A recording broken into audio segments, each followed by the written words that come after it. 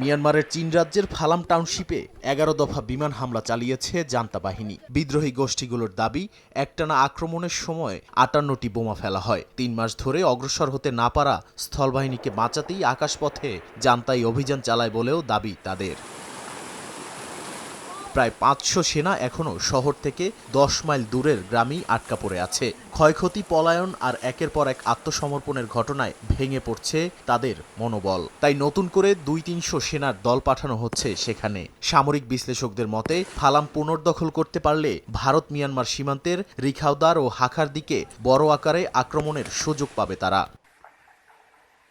উত্তরে কাচিন অঞ্চলেও চাপে জান্তা বাহিনী। ডিসেম্বরে হারানো খনি সমৃদ্ধ এলাকার বেশ কয়েকটি ক্যাম্প পুনর্দখলের দাবি করেছে বিদ্রোহী গোষ্ঠী কেআইএ। আকাশপথে জান্তার শক্তি বাড়লেও স্থলভাগে নিয়ন্ত্রণ ধরে রাখা কঠিন হয়ে পড়ছে। মিয়ানমারের ভেতরের মানবিক চিত্র ভয়াবহ হয়ে উঠেছে। ম্যাগোয়ে অঞ্চলে ১,০০০-এর বেশি বাস্তুচ্যুত মানুষের মধ্যে ছড়িয়ে পড়েছে স্ক্যাবিস, একজিমা, দাঁতের মতো চর্মরোগ। নিরাপদ পানি নেই, ওষুধ নেই। ২৪,০০০-এর বেশি মানুষ জঙ্গলে আশ্রয় নিয়ে বেঁচে আছে রোগ আর হামলার মধ্যে। এর মধ্যে শুধু ফালাম এলাকাতেই ১০,০০০-এর বেশি মানুষ ঘরছাড়া।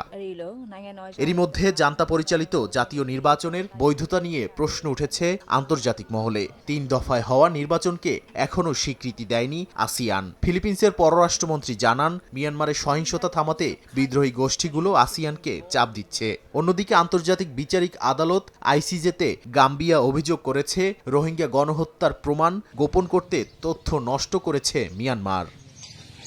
নাদিম মারজান, সময় সংবাদ।